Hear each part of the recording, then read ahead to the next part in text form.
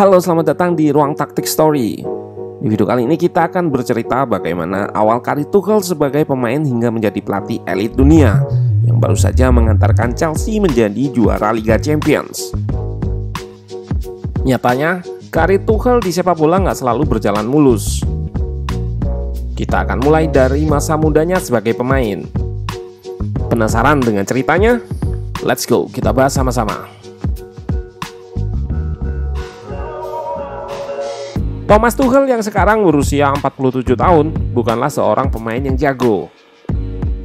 Ia dilepas FC Augsburg di usia remaja, lalu hanya mampu menembus persaingan di divisi bawah Liga Jerman bareng Stuttgarter Kickers dan SSV Ulm.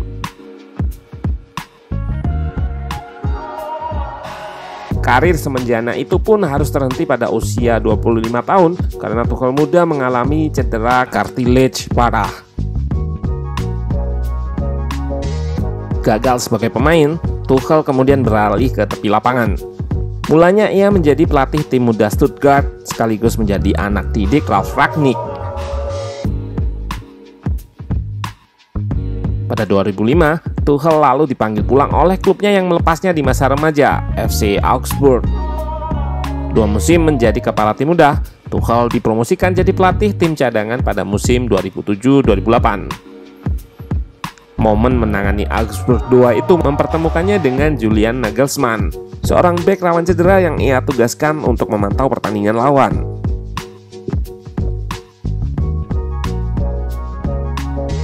Lalu Tuchel turun level lagi untuk menerima tawaran Mainz U19, yang dengan instan langsung ia antar menjadi juara Bundesliga U19. Manajemen Mainz pun gak ragu memberikan pekerjaan melatih tim utama pada musim 2009-2010. Bertepatan dengan ditinggalkannya Mainz oleh Jurgen Klopp. Saat itu Tuchel baru berusia 35 tahun.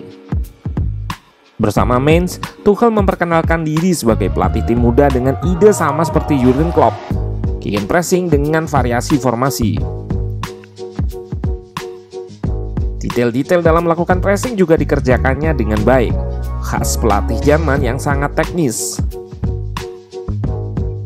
Pencapaian tak terdegradasi pada musim pertama segera diikuti performa papan atas pada musim berikutnya. Di musim 2010-2011, Mainz menggebrak dengan memenangi 7 laga perdana, yang diakhiri dengan peringkat 5 dan tiket Europa League. Tuchel mengulangi pencapaian itu pada musim terakhirnya di Mainz, yakni pada 2013-2014. Setelah itu, ia menjalani masa sabatikal atau cuti panjang selama setahun. Hal yang sama dilakukan Pep Guardiola setelah burnout menangani Barcelona.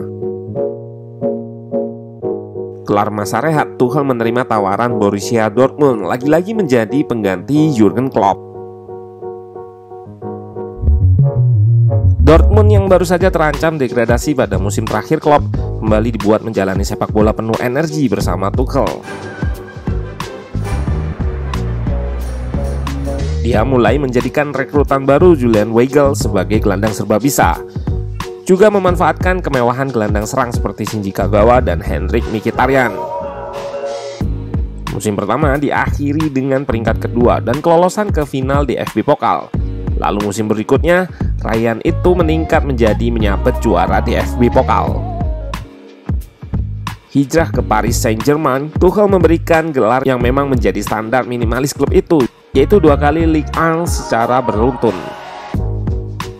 Tuchel pun mampu memberikan apa yang tak pernah sanggup dilakukan pelatih-pelatih PSG sebelumnya, yaitu kelolosan terjauh di Liga Champions. PSG melaju hingga babak final, walau dikalahkan oleh Bayern Munchen pada musim yang diinterupsi COVID-19.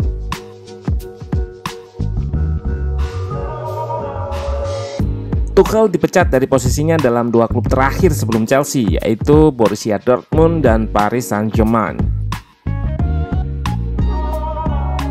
2 kali pemecatan itu nggak dilakukan berdasarkan alasan performa di lapangan. Dortmund sanggup menjadi nomor 2 terbaik di Jerman dan juara DFB Pokal, raihan maksimal klub Jerman selain Bayern Munich.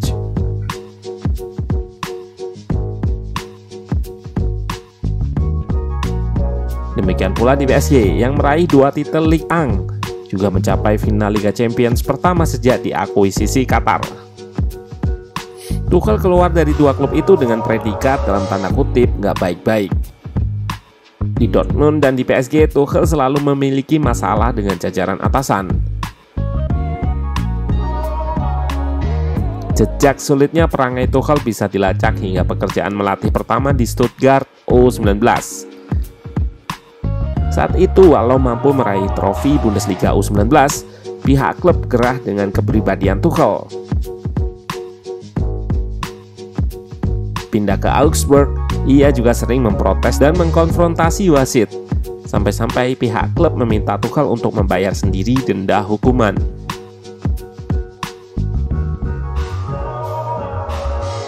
Selain itu, hubungan panas dengan manajemen seperti Oliver Zorc saat di Dortmund juga terdengar terang-terangan. Dia menjual trio Mats Hummels, Henrik Mkhitaryan, dan Ilkay Gundogan pada musim pertama Tuchel. Sang pelatih nggak puas dengan pihak klub yang tak sekuat tenaga menahan 3 pemain itu. Dilansir dari The Athletic, Tuchel terungkap sempat salah mengirim pesan umpatan kepada Zorc. Ia berniat mengirim pesan itu ke agennya, tetapi justru terkirim ke nomor Zorc langsung. CEO Dortmund lantas menyebut Tuchel sebagai orang yang sulit dalam tanda kutip.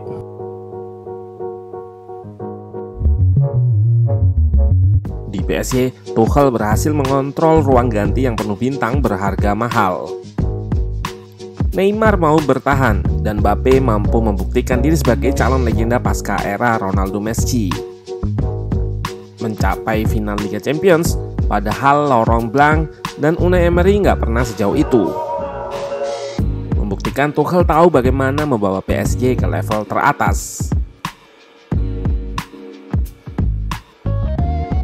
Namun dia kembali bermasalah dengan atasan, kali ini dengan direktur olahraga Leonardo.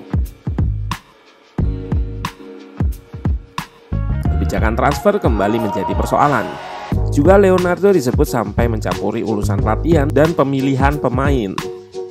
Ditambah pula, mengingat PSG adalah klub yang dihuni rezim sport washing Qatar, Tuchel menyatakan jabatan pelatih di klub itu bisa saja sama dengan profesi politisi.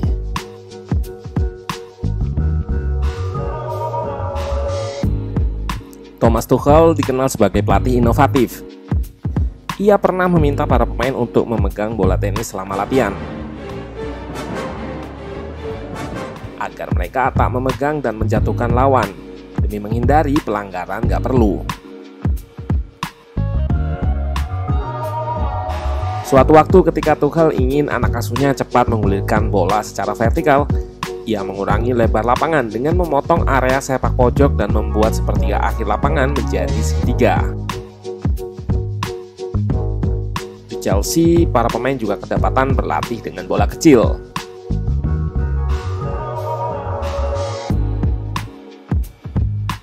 Tuchel menganut paham differential learning, lawan dari repetition learning. Ia beranggapan para pemain dapat tertempa bukan karena materi latihan pengulangan, tetapi dengan menghadapkan mereka pada berbagai tantangan dan penyesuaian metode latihan yang terus berubah. Perihal taktik, Tuchel pada mulanya dikenal sebagai pelatih bunglon, yaitu selalu mengganti bentuk dasar timnya menyesuaikan potensi ancaman lawan. Baik di Dortmund maupun PSG, Tuchel nggak memiliki riwayat sebagai pelatih yang setia dengan satu formasi. Tuchel sedikit mengubah pendekatannya itu di Chelsea dengan mematenkan sistem 3-4-2-1. Saat bangun serang, 2 bek sayap akan menjadi pilihan width atau kelebaran, serta memanfaatkan double 10 yang mengincar half space lawan. Dengan format 3 back, Tuchel mengizinkan 1 back tengah ikut melakukan pressing ke depan. Duel di lini tengah akan dikomandoi Jorginho sebagai DM, yang banyak terbantu Kante dengan atribut rebut bolanya, banyak lari, dan sanggup menginisiasi serta mengakhiri serangan lawan. Chelsea juga terlihat rapat saat bangun serangan, memancing lawan untuk press lalu melewatinya dengan umpan-umpan pendek kombinasi. Namun meski rapat, Tuchel mampu bikin sistem dengan pemain yang melebar seperti ini.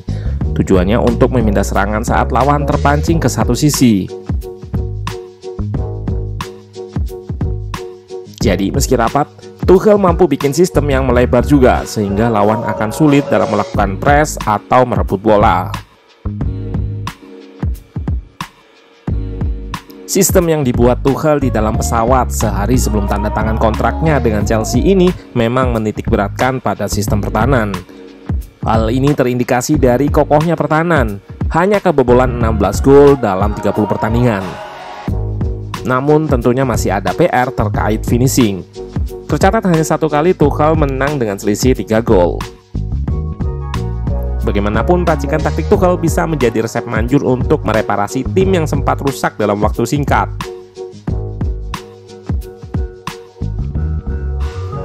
Menarik untuk dilihat racikan Tuchel di musim selanjutnya. Apakah tetap sama dengan skema 3 back-nya yang kokoh atau mengubahnya dengan sistem yang lebih menyerang?